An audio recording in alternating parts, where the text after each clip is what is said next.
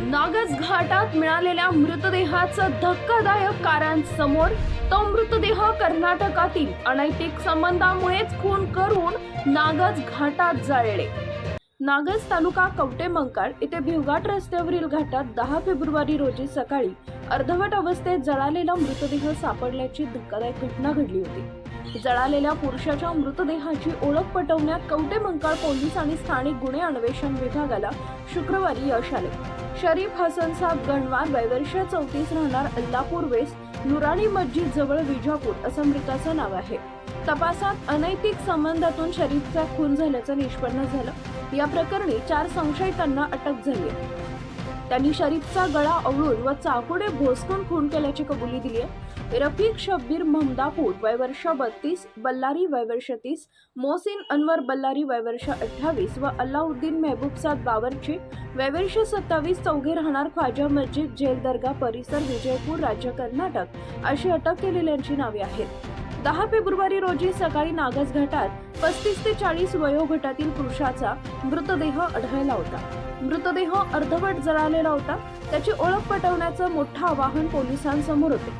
मृतदेहाची उत्तरीय तपासणी केली. यामध्ये त्याचा दोरीने गळा आवळून व छातीत चाकूचा घाव घालून खून झाल्याचं निष्पन्न झालं.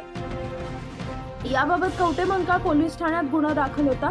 जिल्हा पोलीस प्रमुख संदीप घुगे यांनी या घटनेची गंभीर दखल घेऊन स्थानिक गुन्हे अन्वेषण विभागाला चौकशीचे आदेश दिले होते. पोलीस निरीक्षक सतीश शिंदे यांचे पथक 4 दिवसांपासून नागज परिसरात तळ ठोकून होते.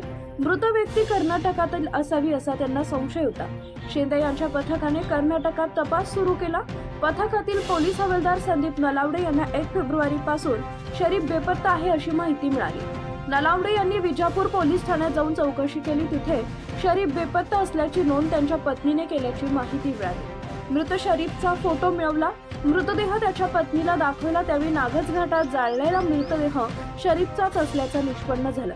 तांत्रिक मुद्द्याच्या आधारे तपासाला दिशा देण्यात आली. त्यावेळी 3 संशयितांची नावे निष्पन्न झाली. संशयित व मृत शरीफ एकत्रित सेंटरिंग काम व प्लॉट विक्रीचे व्यवहार करत होते. शरीफचे संशयितांपैकी एका नातेवाईकाच्या महिलेशी अनैतिक संबंध होते. संशयितांना याची माहिती मिळाली होती.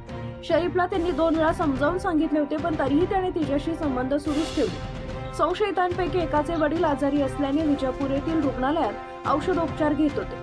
त्यांना पाहण्यासाठी सायंकाळी 7 वाजता शरीफ तिथे गेला होता. तिथे चौघेही संशयित होते. वडिलांना पाहिल्यानंतर शरीफ मी जातो घरी असं सांगून निघत होता. तेवढ्यात संशयितांनी अरे शरीफ, चहा पिऊया, थोडी खीर शिल्लक आहे, आपण खाऊया असं त्याला सांगितलं. शरीफनेही होकार दिला.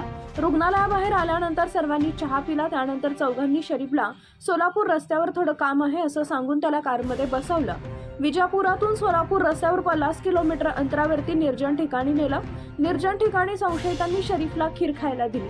खीर खाताच पाठीमागील बसलेल्या 2 संशयितांनी शरीफचा गळा आवळला. तो तडफडत होता, पण त्याचा जीव जाईना. त्यावेळी कारच्या पुढे चालू बसलेल्या संशयितांनी छातीत चाकूचा वर्मी घाव घातला. काही क्षणातच शरीफ रक्ताच्या थारोड्यात पडून जागीच मरण पावला.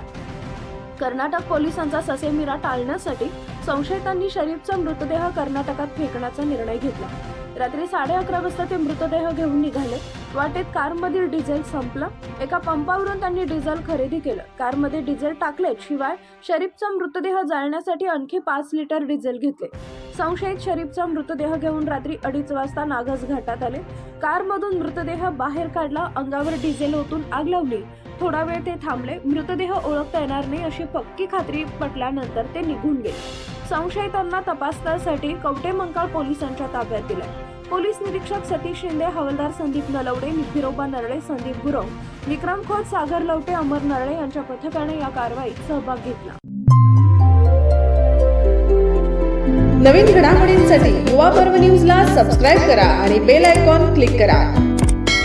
संपादक हसन तांबोळी, 84 59 60 50 47. उपसंपादक प्रतिभा रणजित नलवडे. कार्यकारी संपादक त्रिवेणी माने.